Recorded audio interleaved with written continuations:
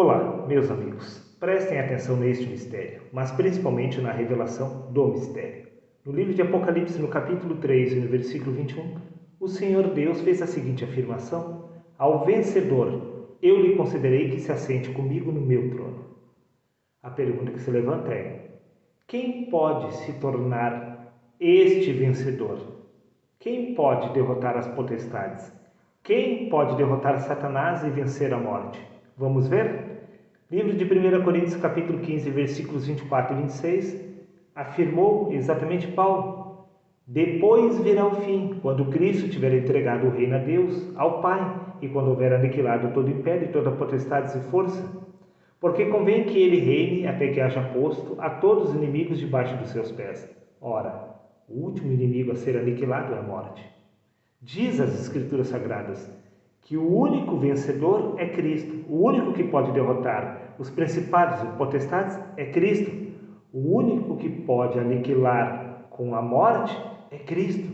Em outras palavras, seres humanos algum poderão se tornar vencedores.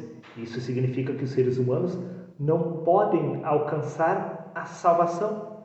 Foi exatamente isto que os discípulos questionaram a Jesus através do Evangelho de Mateus, no capítulo 19, versículos 25 e 26. Disseram os discípulos ao Mestre: quem poderá, pois, então salvar-se? Jesus, olhando para eles, lhes respondeu: aos seres humanos, infelizmente, é isto impossível.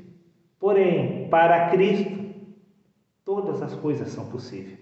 Sim, para Deus, todas as coisas são possíveis, porque é exatamente Cristo que é o único vencedor. Então, é possível Cristo retornar para o lugar de onde primeiro ele saiu.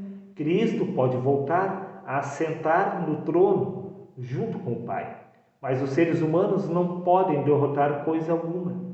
Neste caso, não existe como o ser humano vencer ou derrotar a morte. Espera aí, mas isto não é verdade.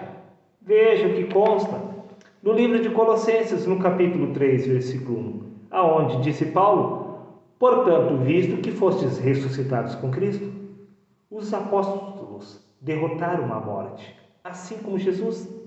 Eles venceram a morte, derrotaram os principados e as potestades. Neste caso, quem eram exatamente os apóstolos? Uma vez que somente Cristo pode derrotar a morte. Veja, em Evangelho de João, capítulo 11, versículo 25, disse-lhe Jesus: eu sou a ressurreição e a vida. E os apóstolos alcançaram a ressurreição. Em outras palavras, eles se tornaram a ressurreição, que é Cristo. Por isso, no livro de Colossenses, capítulo 3, versículo 4, diz: quando Cristo, que é a nossa vida, se manifestar. A vida espiritual dos apóstolos foi manifesta a eles, e eles perceberam que eles eram o próprio Cristo, tendo uma experiência humana através do corpo. Preste atenção, meu amigo, não há para onde fugir, pois no Evangelho de João, capítulo 10, versículo 28, diz: eu lhes dou a vida eterna, e elas nunca perecerão. Sim, os apóstolos nunca pereceram, porque estes despertaram do Espírito na carne, e estes se tornaram eternos. Eles alcançaram a eternidade. Agora, para encerrar com chave de ouro, veja o que consta no livro de 1 Timóteo, capítulo 6, versículo 16, aonde diz: aquele que possui ele só imortalidade. O único que possui imortalidade é Deus. E todos os apóstolos alcançaram a vida eterna, se tornaram eternos. Neste caso, quem eram os apóstolos? Quem era Jesus, senão o próprio Deus vivo, tendo uma experiência através da carne? Sim, e essa é a nossa história. Por isso disse Jesus: necessário vos é nascer de novo.